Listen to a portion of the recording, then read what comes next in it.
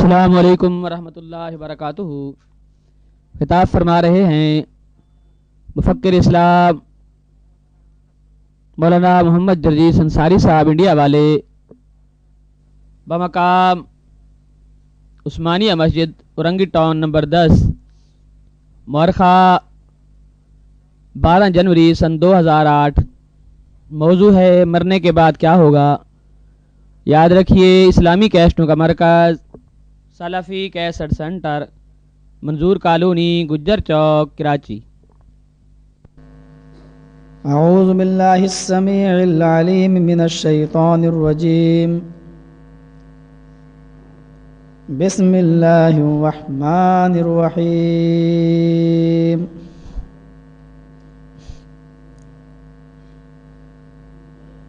ایحسب الانسان ان یترک سدی الم یک نطفة من منی یمنی ثم كان علقة فخلق فسوى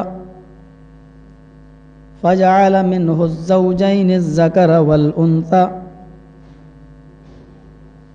أليس ذلك بقادر على أن يحيي الموتى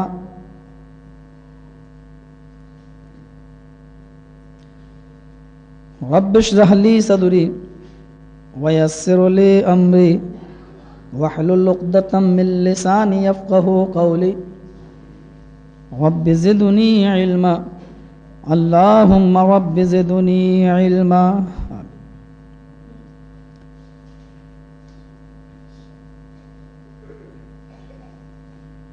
ہر قسم کی تعریف،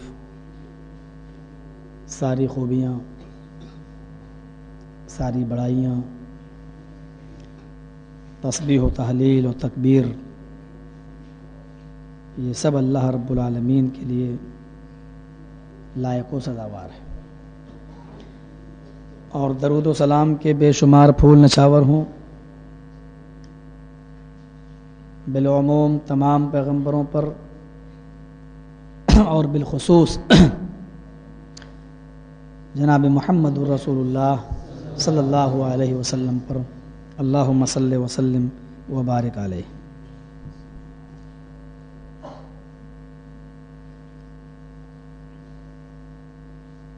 جن چیزوں پر ہمارا ایمان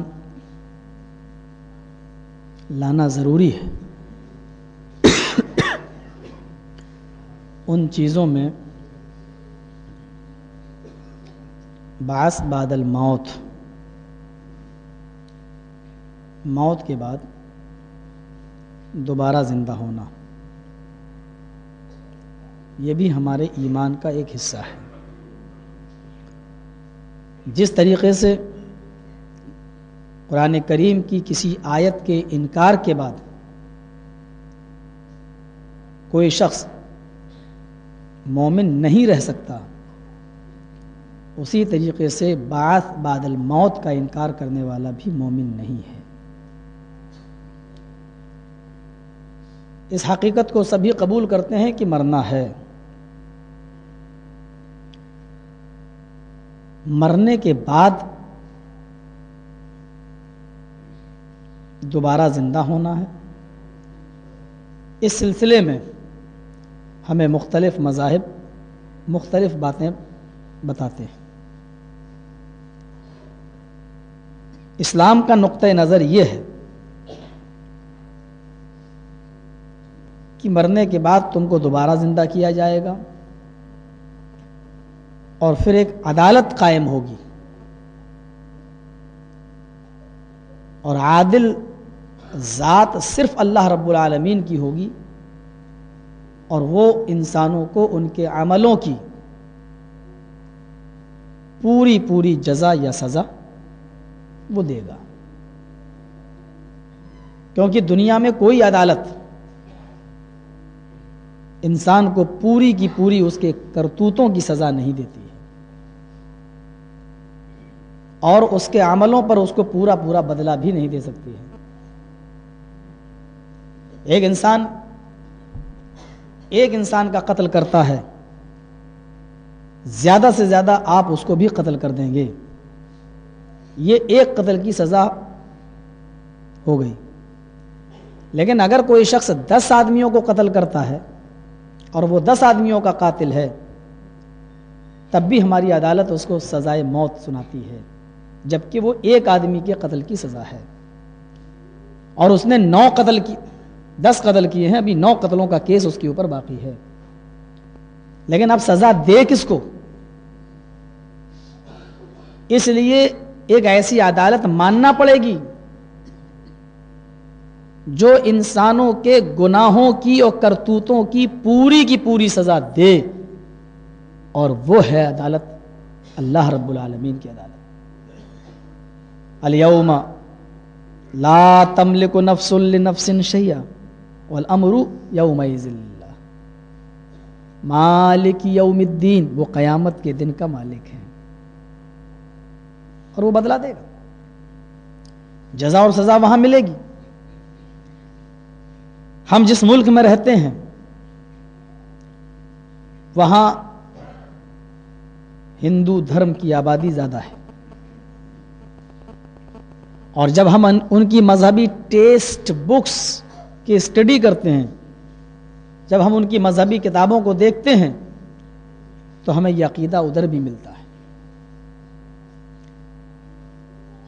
ہاں, ان کی ٹیکسٹ بک میں جو خلاصے ہوئے ہیں ان میں کچھ گڑبڑیاں پیدا ہوئیں. مثلا انڈیا میں ایک پنڈت جی سے میری بحث ہو رہی تھی اسٹیج پر, تو اسی بات پر معاملہ اٹک گیا. وہ کہتے نہیں, انسان مرنے کے بعد کتا, بلی, چوہا, بندر یہ بنے گا. اور انہوں نے اپنی کتاب دکھائی منو اسمرتی, یہ ہندو دھرم کی ناک ہے. جس طریقے سے انسان کی ناک اس کے چہرے سے کاٹ دی جائے تو انسان کی پوری شکل خراب محسوس ہوتی ہے, اسی طریقے سے اگر ہندو دھرم کی کتابوں میں منو اسمرتی کو ہٹا دیا جائے تو ہندو دھرم کی ساری خوبصورتی خراب ہو جاتی ہے. اس منو اسمرتی میں لکھا ہوا ہے کہ جو آدمی جوا کھیلے گا اس کو مرنے کے بعد بھینس کا جنم ہوگا, جو آدمی چوری کرے گا اس کو مرنے کے بعد بلی کا جنم ہوگا, جو آدمی کسی کی ماں, بہن, بیٹی پر غلط نظر ڈالے گا اس کو مرنے کے بعد لڑکی کا جنم دیا جائے گا, جو آدمی رشوت لے گا اور دے گا اور اس کا بزنس یہی حرام کمائی پر ہوگا تو اس کو مرنے کے بعد کتے کا جنم ہوگا. یہ وہ فہرست ہے جو میں نے خود پڑھی ہے منوسمرتی میں. اس کے علاوہ بھی ایک لمبی فہرست ہے, یہ کرو گے تو آلو کا جنم, یہ کرو گے تو گھیا کا جنم, یہ کرو گے تو لوکی کا جنم, یہ کرو گے تو پالک کا جنم, یہ کرو گے تو چاول کا جنم. وہ چیزیں میرے پاس تحریراً موجود ہیں. یعنی کوئی بھی چیز جو دنیا میں موجود ہے یہ اس وقت تک پیدا نہیں ہوتی ہے جب تک کہ وہ کوئی کرم کرنے والا اس کا پیدا نہیں ہوتا. تو میں نے اس پنڈت سے کہا تھا کہ پنڈت جی, جو آدمی جوا کھیلے گا تو اس کو بھینس کا جنم ہوگا, یہ آپ کی منوسمرتی میں لکھا ہوا ہے. کہنے لگے جی. تو میں نے ان سے کہا تو یہ تو ہندو دھرم تو پھر گناہوں پر اکسا رہا ہے, ابھار رہا ہے لوگوں کو. کیسے؟ میں نے کہا یہ دنیا میں جتنی بھینسیں جو تم ٹہلتے ہوئے اور گھومتے ہوئے اور جنگلوں میں دیکھ رہے ہو اور گھروں میں دیکھ رہے ہو, اس کا مطلب یہ ہے کہ یہ پہلے مرد تھے, یہ بھی پہلے انسان تھے. جب انہوں نے جوا کھیلا ہوگا تبھی نہ ان کو بھینس کا جنم ہوا ہے. ایسے تو بھینس ہوئی نہیں, جب انہوں نے جوا کھیلا ہوگا تبھی تو ان کو بھینس کا جنم ہوا ہے. اب اگر دنیا میں کوئی آدمی اگر جوا ہی نہ کھیلے تو اس کا مطلب یہ ہوا کہ پھر بھینس کا جنم ہی نہیں ہوگا. میں نے کہا پنڈت جی, جب کوئی آدمی جوا ہی نہیں کھیلے گا تو اس کو بھینس کا جنم نہیں ہوگا, اور جب بھینس کا جنم نہیں ہوگا تو دودھ کہاں سے آئے گا, گھی کہاں سے آئے گا, مکھن کہاں سے آئے گا, دہی کہاں سے آئے گا, مٹھا کہاں سے آئے گا, لسی کہاں سے آئے گی, چھاچھ کہاں سے آئے گا. یعنی یہ ساری چیزیں اگر کھانا ہے تو جوا کھیلو, یہی نہ مطلب نکلا ہے. تو اب وہ اپنے دانتوں کے نیچے انگلی رکھ لیے, کہتے ہاں بات تو بڑی عجیب. میں نے ان سے کہا کہ چوری کرو گے تو بلی کا جنم ہوگا. یہ بلی, اس کا مطلب یہ سارے انسان تھے پہلے اور انہوں نے چوری کی تھی تب اس کو جنم ہوا ہے, اللہ نے اس کو سزا دی ہے, اس کو بلی بنایا ہے. میں نے کہا اس سے تو اچھی پھر لوکل جیلیں ہیں. بھائی اللہ نے اگر اس کو بلی بنا دیا چوری کی سزا میں تو کون سا بڑا کمال کر دیا. میں نے چوری کی, پولیس نے مجھے پکڑا, جیل میں ڈال دیا, تو پولیس کی جیل تو پھر بھی مضبوط رہی کیونکہ اس نے مجھے جیل میں ڈال دیا. جب تک ہم جیل کی سلاخوں میں بند ہیں تب تک ہم چوری تو نہیں کر رہے ہیں کسی کی. اور اگر مجھے بلی کا جنم دے دیا تو انسان تھے, کسی کا مال چراتے تھے, سونا چاندی الماری توڑی تالا اور نکال کے لے گئے. اور اگر بلی کا جنم اگر مجھے اس چور کی سزا میں دے دیا تو ابھی بھی تو چوری کر رہے ہیں, کسی کا دودھ پی رہے ہیں, کسی کا مرغی کھا رہے ہیں, کسی کا کبوتر چرا رہے ہیں. مرغی بننے کے بعد بھی تو وہ چوری کر رہی ہے. جہاں دیکھا سب کبوتر تنہا ہے حملہ کیا, مرغی تنہا ہے حملہ کیا, کسی کا دودھ لٹکا ہوا ہے, پہنچنے کی طاقت ہے, پہنچ گئی, دودھ پی گئی. تو چوری تو اس کی ابھی بھی برقرار ہے. تو یہ کون سی سزا ہے؟ رشوت لوگے دو گے تو اس آدمی کو کتے کا جنم ہوگا. میں نے کہا یہ تو بڑی عجیب سزا ہے. مجھے لگتا ہے کہ ماروتیوں میں جو انڈیا کے اندر بمبئی اور دلی بڑے بڑے شہروں میں آج کل شان ہے, اس کو اچھا سمجھا جاتا ہے, جو بہت خوبصورت سفید رنگ کا کتا پالتا ہے, اور خاص طور سے لڑکیاں وہاں کی, دائیں بڑھیا بیٹھی ہے, بائیں ماروتی میں گاڑی میں جوان لڑکی بیٹھی ہے, بیچ میں پالتو کتا. میں نے کہا پنڈت جی لگتا ہے یہ کوئی اسٹینڈرڈ نیتا رہا ہوگا, لیڈر, اس نے بہت کھلے عام رشوتیں کھائی ہوں گی اس لیے اس کو اسٹینڈرڈ کتے کا جنم ملا ہے.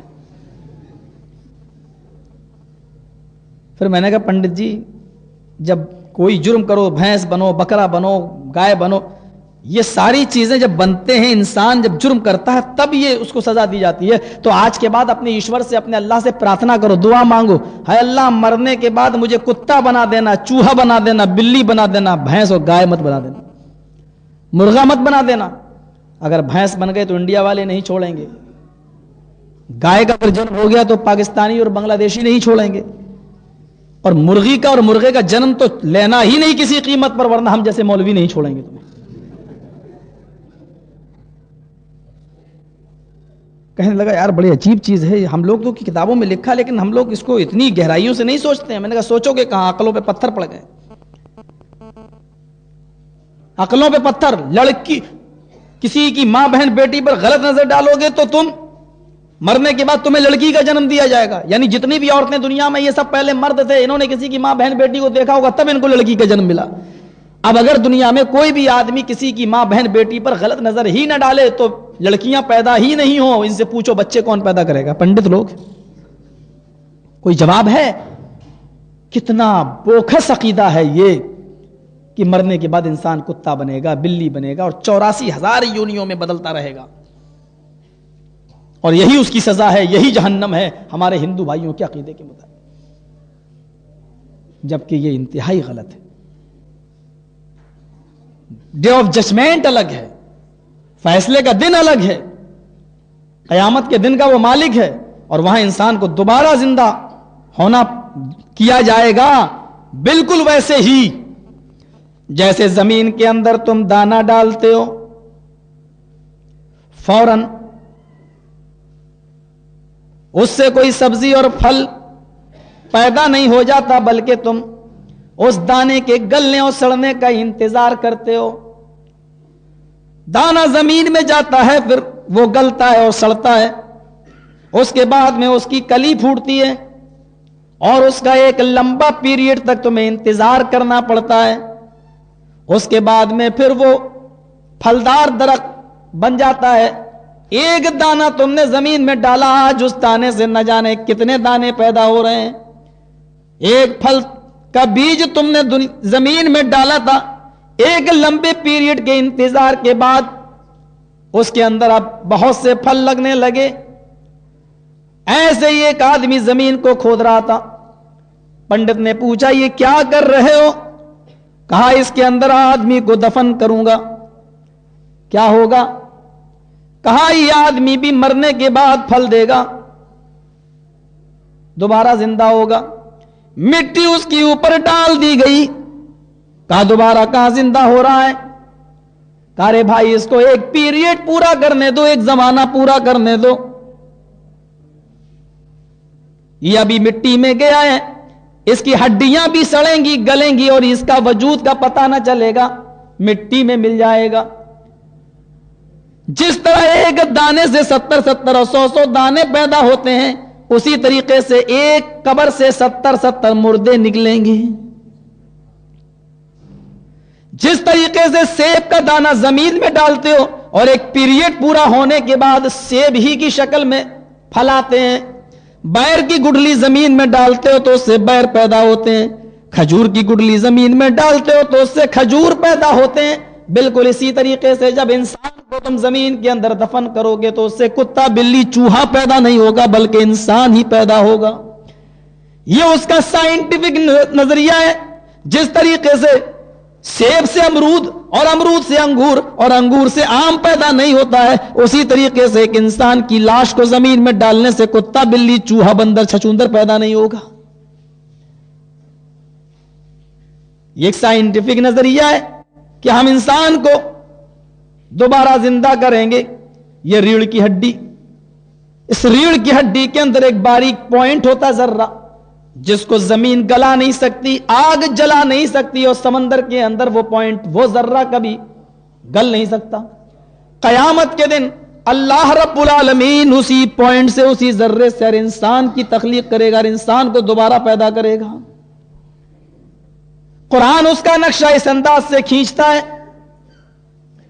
अयहसबुल इंसानु अन युद्रक सुदा अलम यकुन नुतफतम मिन मनी युमना सुम्मा काना अलकतन फखलक फसव्वा फजअल मिनहु ज़ौजैनि ज़कर वल उन्सा अलैसा ज़ालिका बिक़ादिरिन अला अन युहिय्यल मौता।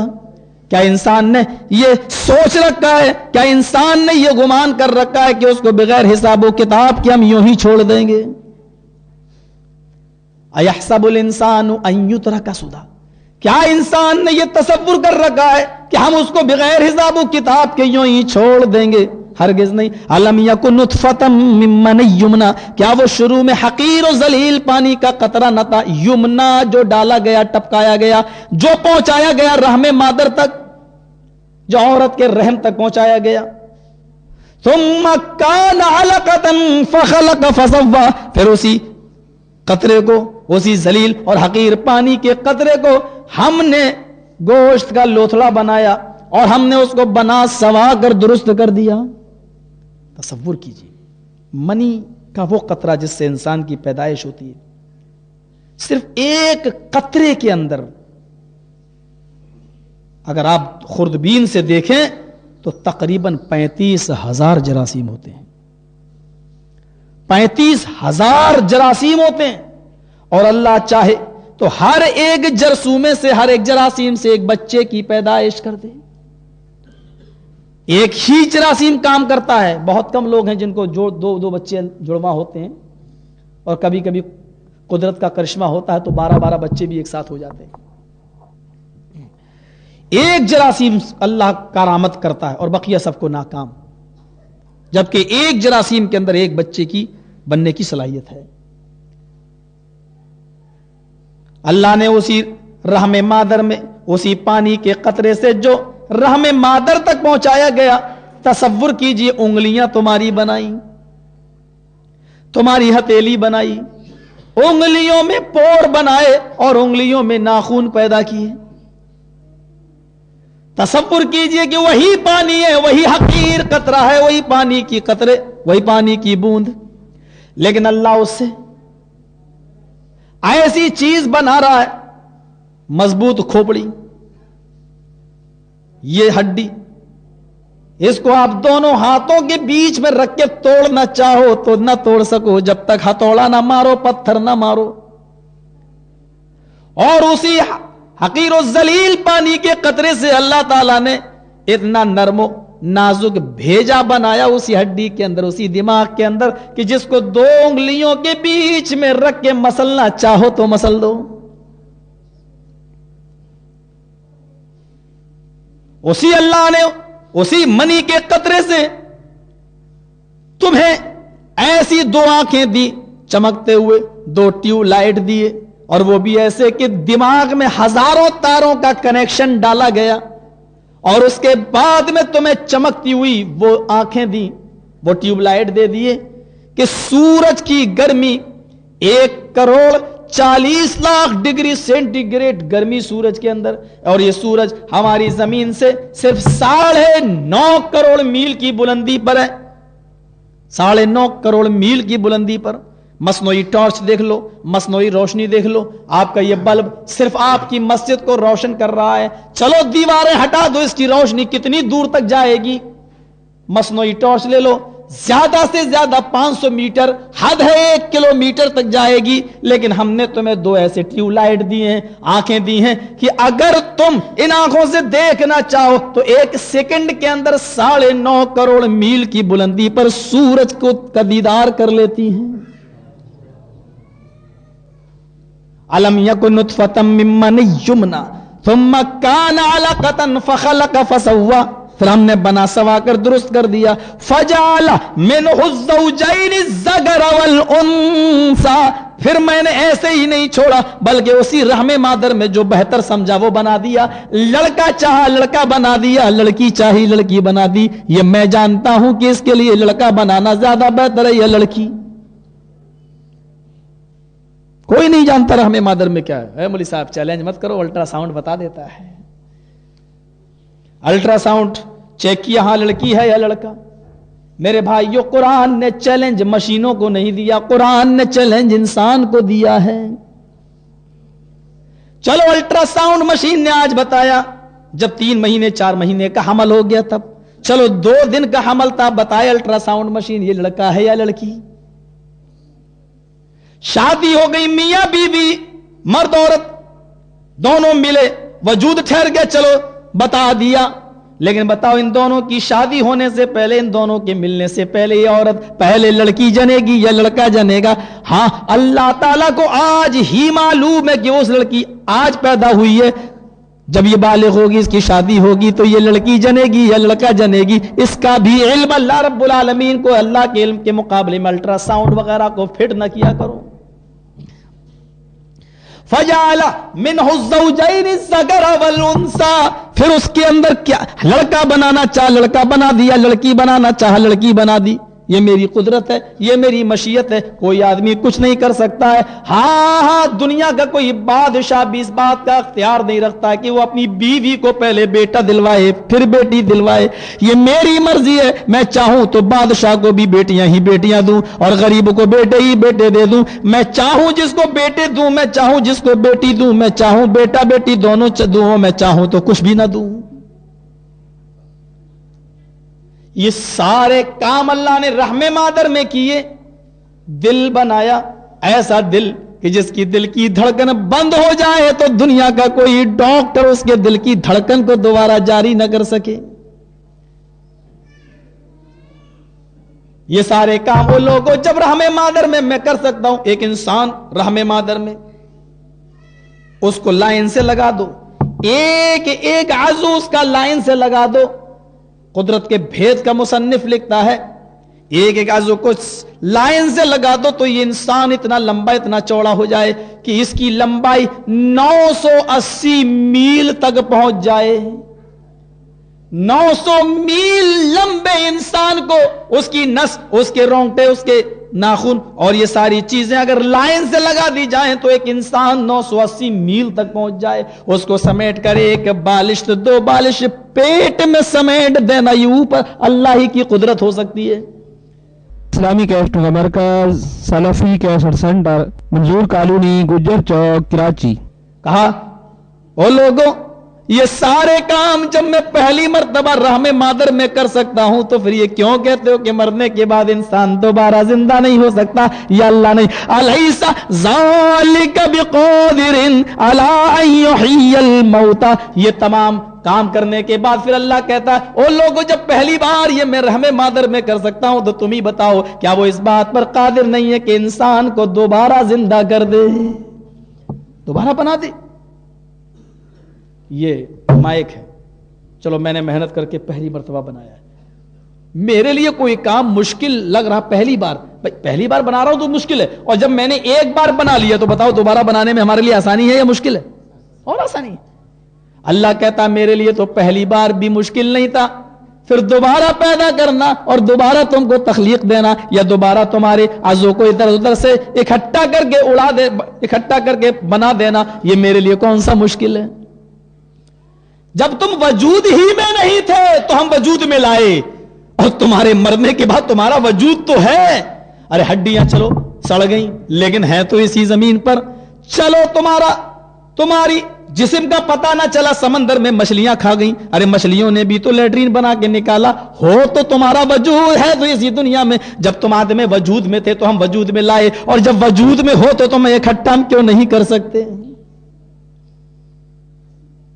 بڑا عجیب سا مسئلہ ہے, اور اس کو آج کی سائنس نے بہت آسان کر دیا سمجھنا.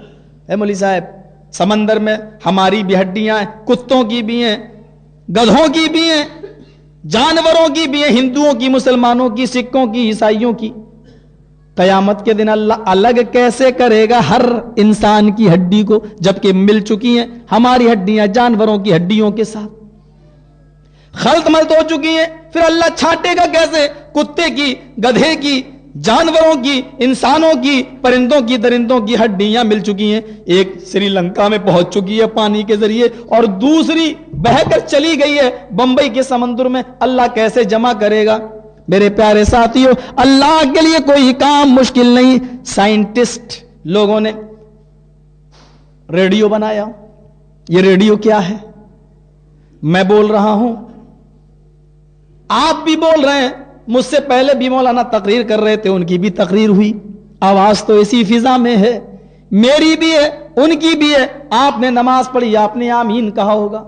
کتنے لوگوں کی آوازیں اسی فضا میں ہیں. ہاں, نیتاؤں کی, لیڈروں کی اسپیچیں بھی ہیں. یہ الگ بات ہے کہ پارٹیاں الگ الگ ہوں, سب کی اسپیچوں کی آواز بھی اسی فضا میں ہے. بھینسیں بھی چیخ رہی, گدھے بھی چلا رہے ہیں, گھوڑے بھی ہننا رہے ہیں, بکریاں بھی ممیا رہی ہیں, سب کی آوازیں اسی فضا میں. خلط ملط ہو چکی ہیں, میلے ٹھیلوں کی, ٹرینوں کی, بسوں کی, ماروتیوں کی, گاڑیوں کی, ساری آوازیں اسی فضا میں خلط ملط ہو چکی ہیں. لیکن ریڈیو میں لگا ہوا چمبک, ریڈیو میں لگا ہوا مقناطیس, اگر ہماری مخلوط آوازوں میں سے پرویز مشرف کی آواز کو نکالنا چاہے تو وہ آواز تمام آوازوں سے دامن کو بچاتے ہوئے, تمام آوازوں سے رشتے ناتے توڑتے ہوئے ریڈیو کا چمبک اس کو کھینچ لیتا ہے اور آپ کو سنا دیتا کہ آپ اسلام آباد سے یہ فلاں پرویز مشرف کی اسپیچ تھی جو آپ سن رہے تھے. جب ایک آواز تمام آوازوں سے دامن بچا سکتی ہے, اور سائنٹسٹ ایسی مشین بنا سکتے ہیں کہ ایک آواز تمام آوازوں سے نکال لے, تو کیا اللہ رب العالمین جنہوں نے سائنٹسٹ کو عقل دی ہے, جو اللہ نے اسی کو عقل دی ہے, جب اللہ کی دی ہوئی عقل سے وہ یہ چیز بنا سکتا ہے, تو وہ عقلوں کے بانٹنے والی ذات کے پاس کیا ایسا آلہ نہیں ہے کہ وہ ہر انسان کی اور جانوروں کی ہڈیوں کو الگ الگ جمع کر دے اور کھینچ کے الگ الگ کر دے؟ میرے بھائی, اس چیز نے تو ہمارے ایمان کو اور زیادہ آسان کر دیا. سائنسدانوں, تم چیزیں ایجاد کرتے رہو اسلام کو نقصان پہنچانے کے لیے, لیکن اللہ کی قسم تم جتنی چیزیں پیدا کرو گے ہمارے ایمان میں اور اضافہ ہوتا جائے گا. قیامت کے دن یہ کیسے اللہ حساب و کتاب لے گا؟ نیکیاں تولی نہیں جاتی, برائیاں تولی نہیں جاتی. اور حدیث میں آتا ہے, قرآن میں آتا ہے کہ نیکیاں تولی جائیں گی, برائیاں تولی جائیں گی. نیکیوں کا پلڑا جھک گیا تو لوگ جنتی, برائیوں کا جھک گیا تو لوگ جہنمی. تولی کیسے جائیں؟ ارے ہم نے نماز پڑھی, ہمیں ثواب دکھا نہیں تو تولا کیسے جائے گا؟ کتنی بڑی بیوقوفی کہ یہ سوالات تھے جو سوامی دیانند سرسوتی نے لگائے, اور اب تو امریکہ سے بھی اعتراضات اٹھ رہے ہیں, لیکن انہوں نے غور نہیں کیا کہ آج ٹیلی ویژن پر موسم کی جانکاری ملتی ہے. آج کراچی میں اتنی گرمی پڑی, آج کراچی میں اتنی سردی پڑی, آج فلاں جگہ اتنی گرمی اتنی سردی. ارے گرمی اور سردی بھی تو دکھائی نہیں دیتی, لیکن ڈگری سیلسیس میں کیسے آ جاتی ہے؟ چلو تمہارے گھروں میں گیس جل رہی ہے, یہ گیس بھی تو دکھائی نہیں دیتی, لیکن میٹر میں گیس کا وزن ہو کے آ جاتا ہے کہ تم نے اتنی گیس ختم کی ہے, چلو اتنا بل دے دو. بجلی کا کرنٹ بھی تو تم نے دیکھا نہیں ہے, چھو کر تمہیں احساس نہیں ہے, لیکن بجلی کتنی خرچ کرتے ہو اس کی ریڈنگ آ جاتی ہے, چلو اتنا بل دو, اتنی بجلی تم نے خرچ خرچ کی ہے. جو چیز دکھائی نہیں دے رہی اور سائنٹسٹ ایسی چیزیں بنا چکے ہیں, تو اللہ کی دی ہوئی عقل سے تم یہ چیزیں بنا سکتے ہو, تو کیا وہ اللہ رب العالمین نیکیوں اور برائیوں کو تول نہیں سکتا ہے؟ کیا اس کا وزن نہیں کر سکتا ہے؟ یہ چیزیں بہت آسان ہو گئی ہیں اور ان چیزوں نے اسلام کو سمجھنے میں بہت مدد کی ہے. لیکن ہر چیز مطلب نیکی کی تو جنت, یہ کب ملے گا ہمیں بدلا؟ ارے ہر چیز اپنے ٹھکانے پہ ملتی ہے. جوتے والے کی دکان پہ جاؤ, کہہ دو 2 کلو پیاز دو, کیا کرے گا؟ ہٹ, یہ پیاز کی دکان نہیں ہے. اور پیاز والے کی دکان پہ جاؤ, بیٹھو, ارے بھائی صاحب آئیے آئیے آئیے, کتنے دے دوں؟ ارے بھائی مجھے یہ نہیں چاہیے, مجھے تو 2 میٹر کپڑا چاہیے. ہٹ پاگل کہیں گے, یہاں کہاں چلا ہے؟ تو جو چیز جس ٹھکانے پہ ملتی ہے وہ چیز وہیں ملے گی. اب آپ دنیا میں نمازیں پڑھو, روزے رکھو, اللہ نے کہا اس کا بدلہ ہم تمہیں اوپر دیں گے. یہ دارالعمل ہے, دارالجزا نہیں ہے, یہ دارالعمل ہے, یہ عمل کی جگہ ہے. اس کا بدلہ تمہیں اوپر ملے گا جنت و جہنم کی شکل میں. اب تم کو نہیں, ہمیں اتنی نمازیں پڑھ رہے ہیں, ہمیں اللہ دے کیوں نہیں رہا؟ یہ اللہ کا رحم و کرم ہے جو ہمیں سانسیں لینے کا موقع مل رہا. ہر چیز اپنے ٹھکانے پہ ملتی ہے, اور آپ اور ہم انشاءاللہ ایک دوسرے ٹھکانے کے لیے آئے ہیں. یہاں تو ہم تیاری کے لیے بھیجے گئے ہیں, تیاری کے لیے. اور ہاں, کیسی تیاری؟ آدم علیہ الصلوۃ والسلام نے وہ پھل کھا لیا جس سے اللہ نے منع کیا تھا. بہت سے لوگ کہتے ہیں گندم کا درخت تھا. قرآن کی بلاغت اسی میں کہ قرآن نے جب ظاہر نہیں کیا اور بتایا نہیں تو اس کو اسی انداز میں رہنے دو. جو تشریح محمد رسول اللہ نے نہیں کی ہے تو قرآن کی بلاغت و فصاحت اسی میں. کوئی ضروری نہیں کہ ہم اس کی ہر چیز کے پیچھے دوڑیں. الف لام میم جب اللہ نے نہیں بتایا, نبی نے نہیں بتایا, کوئی ضرورت نہیں ہے اس کے پیچھے ہاتھ دھو کے پڑھنے کی. بس ہمارا ایمان ہے قرآن کی آیت ہے, اللہ نے اس کا معنی نہیں بتایا, مطلب نہیں بتایا, تو ہم کیوں اس کے اندر غور کریں کہ الف سے یہ ہو سکتا ہے, لام سے یہ ہو سکتا ہے. وَلَا تَقْرَبَا هَٰذِهِ الشَّجَرَةَ, اے آدم و حوا تم دونوں اس درخت کے قریب نہ جانا. قرآن نے صرف درخت کہا ہے, ہمیں نہیں معلوم کہ وہ کس چیز کا درخت تھا, اللہ بہتر جانے. وہ پھل کھا لیا جس سے منع کیا تھا, جنتی لباس اتر گیا, پتوں سے جسم چھپایا, نکلو دنیا میں بھیجا. دنیا میں بھیجتے ہوئے آدم کو تنبیہ کی, آدم میں نے تمہیں جنت میں داخل کر دیا تھا, اب میں تمہیں دنیا میں بھیج رہا ہوں. میرا قانون جنت میں بھی تمہارے اوپر چلتا تھا, اور یہ کہہ دیا تھا کہ تم اس درخت کے قریب نہ جانا. اب تم ہے اور تمہاری اولاد کے لیے میرے پیغمبر آئیں گے, میرے نبی آئیں گے, میرا قانون دنیا میں بھی تم چلے گا. میں تمہیں ایک اور مہلت دے رہا ہوں, ایک چانس میں تمہیں اور دے رہا ہوں. اگر تم اور تمہاری اولاد میرے نبیوں کے بتائے ہوئے, رسولوں کے بتائے ہوئے طریقے پر چلی تو تم کو اور تمہاری اولاد کو پھر ہم وہ جگہ دے دیں گے جس جگہ سے ہم تمہیں نکال رہے ہیں. اگر تم اور تمہاری اولاد نے دنیا میں بھی اسی شیطان کی پیروی کی جس طریقے سے تم نے جنت میں کر لی, تو یاد رکھو تمہارا ٹھکانہ جنت نہیں ہوگا, اور دنیا میں بھی ہمیشہ نہیں رہنا, بلکہ تم کو ایک ایسے ٹھکانے میں بھیج دیں گے تمہیں تمہاری اولاد کو جس کا نام عذاب علیم ہے, جس کا نام عذاب جہنم, اور جس کا نام عذاب عظیم ہے. اس وہ ٹھکانہ ہوگا. میرے بھائیو, اللہ کسی سے نہیں ڈرتا, اور وہ نبیوں کو بھی وارننگ دے دیتا ہے, یہاں تک کہ اس نے جناب محمد رسول اللہ تک کو وارننگ دے دی, لئن اشرکت لیحبطن عملک لتکونن من الخاسرین. اے محمد میرے بعد اگر دوسرا مقام و درجہ اگر کسی کا ہے تو آپ کا ہے, آپ کا درجہ میرے بعد سب سے بلند ہے, لیکن اگر آپ نے بھی شرک کیا تو آپ کے عمل بھی برباد ہو جائیں گے اور آپ بھی خسارہ اٹھانے والوں میں سے ہو جائیں گے. نبی کو بھی نہیں چھوڑا, لئن اشرکت لیحبطن عملک, اگر آپ نے شرک کیا تو آپ کے سارے عمل برباد ہو جائیں گے. پتہ یہ چلا کہ شرک کی سب سے بڑی خوبی یہ ہے کہ وہ عمل برباد کر دیتی ہے. پڑھتے رہو نمازیں, ٹھونکتے رہو سجدوں پہ سجدے, لیکن اگر اس کے ساتھ شرک نہیں چھوٹا تو عمل کی بربادی. اور اے نبی تو نے شرک کیا تو تیرے عمل برباد. جب نبی کے عمل شرک کے بعد نہیں ٹھہر سکتے تو ہمارے عملوں کی اوقات کیا ہے؟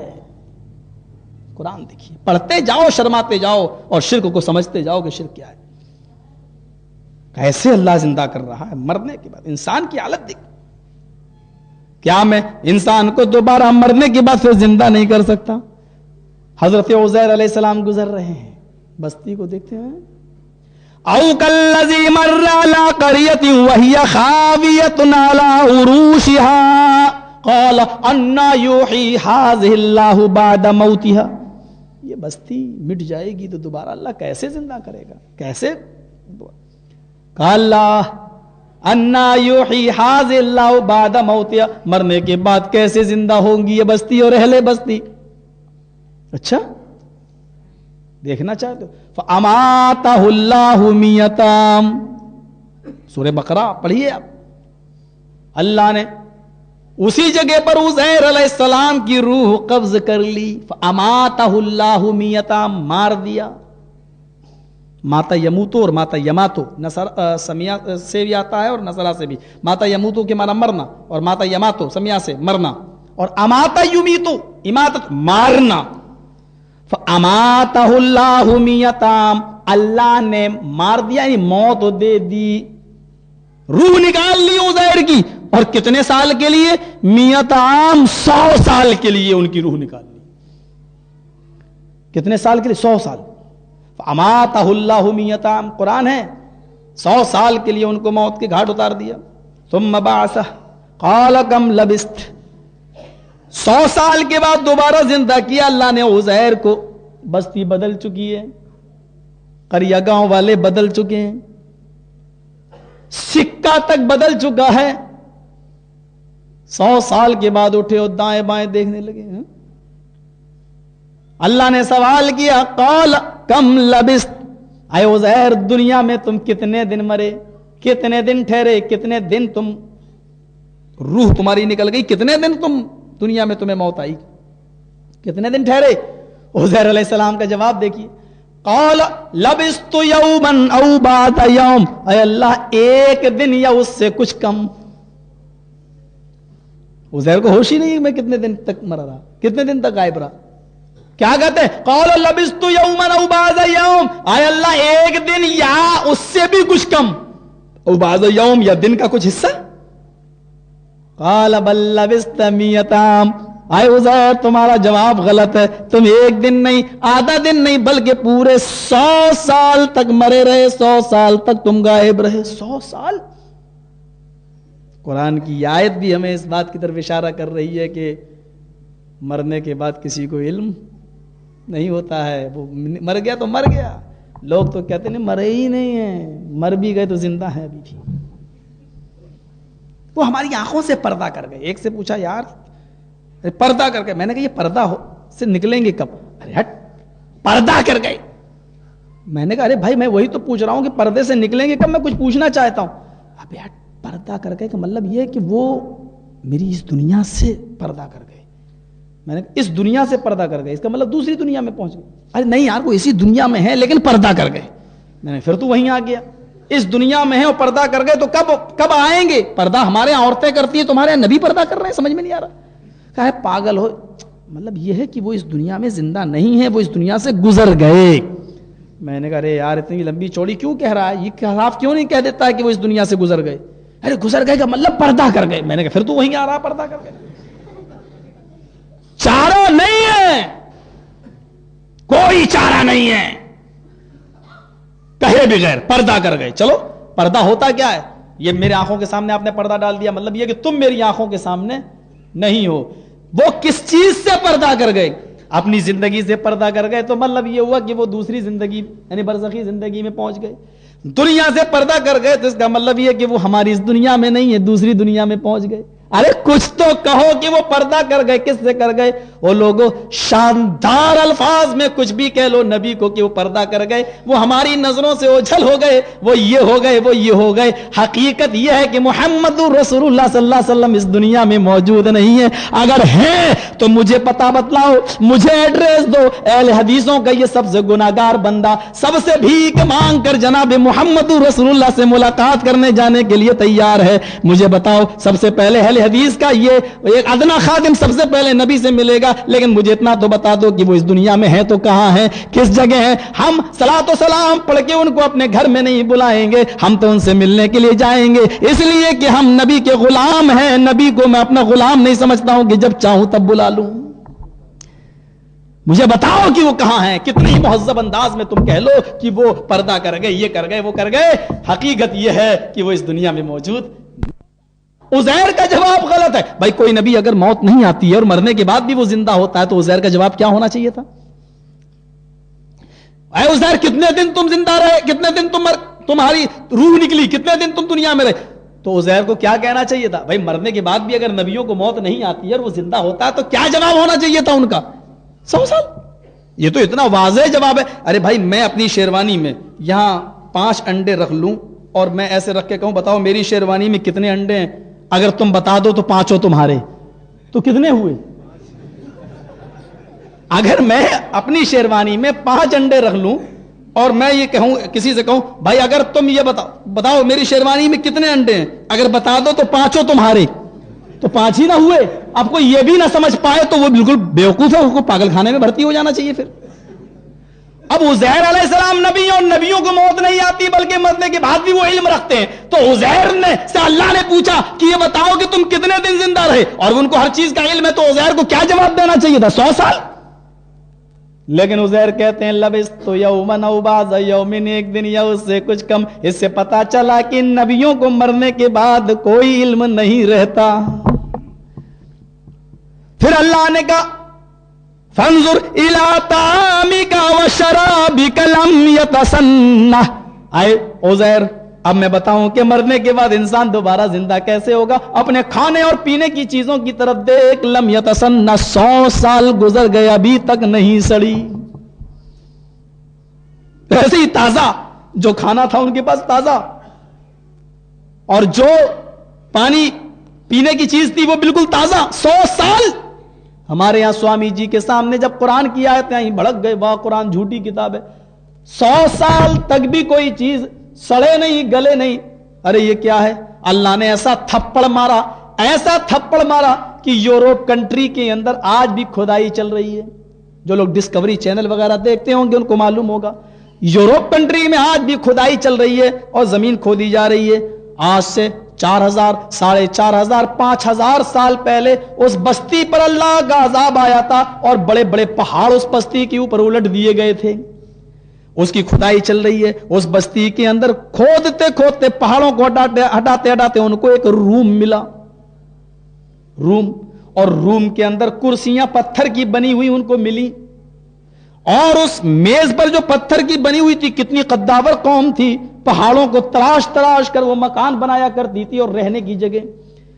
عذاب آیا تو وہ بستی اس پر الٹ گئی، پہاڑ گر گئے، مکان ڈھک گیا. اس کو کھودا مکان نکلا، میز ملی اور میز کے اوپر شراب کی بوتل اور ایک بوائل انڈا، ابلا ہوا انڈا ملا، اور گوشت بھی ملا. لیکن گوشت تھا سور کا، خنزیر کا، خنزیر کا گوشت. اس قوم پر عذاب شاید اسی لیے آیا کہ یہ قوم اللہ کی توحید کو بھول کر شراب اور سور کے گوشت کے کھانے میں مبتلا ہو گئی، یعنی حد سے زیادہ اللہ کی نافرمانی میں مبتلا ہوئی. تب اللہ کا عذاب آیا. شراب بھی خراب نہیں ہوئی، انڈا بھی خراب نہیں ہوا، اور نان روٹی ملی. نان روٹی، تندوری روٹی، نان روٹی رکھی ہوئی ملی، اور سور کا گوشت بھی تازہ، بوائل انڈا بھی تازہ، اور شراب بھی خراب نہیں ہوئی. یہ ساری چیزیں تازہ ملی. 5000 سال 4500 سال سے ابھی تک گلی نہیں، سڑی نہیں. یہ کل کی بات ہے، پرسوں کی بات، یعنی 1-2 سال پہلے کی بات میں بتلا رہا ہوں. وہ یورپ کنٹری کی آج بھی کھدائی چل رہی ہے، اور یہ منظر ان کو دکھائی دیا کہ انڈا سڑا نہیں 5000 سال سے، روٹی سڑی نہیں، گوشت سڑا نہیں. جب 5000 سال کا کھانا محفوظ رہ سکتا ہے تو اللہ کے 100 سال تک کسی کھانے کی حفاظت کرنا کون سا بڑا مشکل کام ہے. میرے بھائیوں کا فانظر الی طعامک وشرابک لم یتسنہ. اے عزیر اپنے کھانے اور پینے کی چیز کی طرف دیکھ، یہ سڑی نہیں گلی نہیں. اچھا وانظر الی حمارک، اب اپنے گدھے کی طرف دیکھ. ہم عقل مندوں کے لیے ایک نشانیاں دے دیتے ہیں. اب دیکھ ہم اس گدھے کے اندر کس طریقے سے اس کو زندہ کرتے ہیں. گدھے کی طرف دیکھا، وجود ہی نہیں، ہڈیاں اکٹھی کی، سر اکٹھا کیا، آنکھیں آئیں، سارے اعضاء آئے.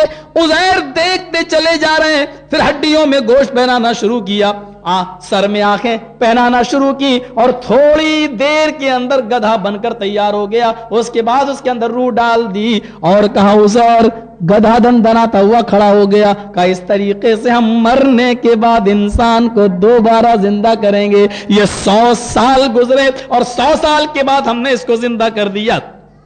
ہاں ہزاروں سال گزر جائیں ہمارے لیے کوئی مشکل نہیں ہے. دیکھ عزیر، ابراہیم علیہ السلام گزر رہے ہیں، وَإِذْ قَالَ إِبْرَاهِيمُ رَبِّ أَرِنِي كَيْفَ تُحْيِي الْمَوْتَى، ابراہیم چلتے چلتے کہنے لگے اللہ تو مرنے کے بعد انسان کو دوبارہ زندہ کیسے کرے گا؟ اَوَلَمْ تُؤْمِنْ، اے ابراہیم کیا ایمان نہیں ہے؟ اللہ کا سوال بھی دیکھو، اللہ مجھے دکھا دے، رب ارینی مجھے دکھا دے، کیف تحیی الموتى، تو مرنے کے بعد انسان کو دوبارہ زندہ کیسے کرے گا، مجھے دکھا دے۔ اولم تؤمن، کیا تمہیں ایمان نہیں ہے؟ کیا تمہارا بھروسہ نہیں ہے میرے اوپر؟ کیا تم ہمارے اوپر ایمان نہیں رکھتے ہو؟ قال بلا، ہاں کیوں نہیں، ایمان تو پورا کا پورا ہے، لیکن لیطمئن قلبی، تو دکھا دے گا تو میرے دل کو اطمینان مل جائے گا، میں لوگوں کو بتا سکتا ہوں، میں لوگوں کو سمجھا سکتا ہوں، اپنے دل کے اطمینان قلب کے لیے اللہ تو مجھے دکھا دے۔ فرمایا ابراہیم 4 پرندوں کو پکڑو، خذ 4 من الطیر، 4 پرندوں کو پکڑو، الگ الگ پرندوں کو پکڑو، فصرہن الیک، ہلا لو، پال پوس کر اپنے پاس بڑا کر لو، اور اتنا ہلا لو کہ جب بلاؤ تو چلا آئے تمہارے پاس۔ کبھی کبھی جانور اتنا ہل جاتے ہیں اور آشنا ہو جاتے ہیں، بلاؤ تو چلے آتے ہیں، جا رہے ہیں تو چلے، احساس ہوتا، اتنا ان کو ہلا لو اپنے پاس کہ وہ تمہاری آواز سے آشنا ہو جائیں، اور جب بلاؤ تو وہ دوڑتے ہوئے چلے آئیں۔ اچھا ہلا لیا،